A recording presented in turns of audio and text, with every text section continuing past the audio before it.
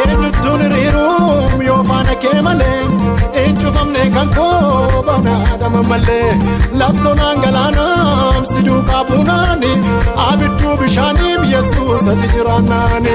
Eenyutuun hiriiruun yoo faana kee malee eenyufamne kan koo banaadhama malee laftoonaan galaanaam si duukaa buunaani abidduu bishaaniif Yesuus ati jiraannaani. Si beeka hundumaa gararraa maqaan kee qoricha lubbuuf nama raraa. Si beeka hundumaa gararraa maqaan kee hiikama lubbuuf nama raraa.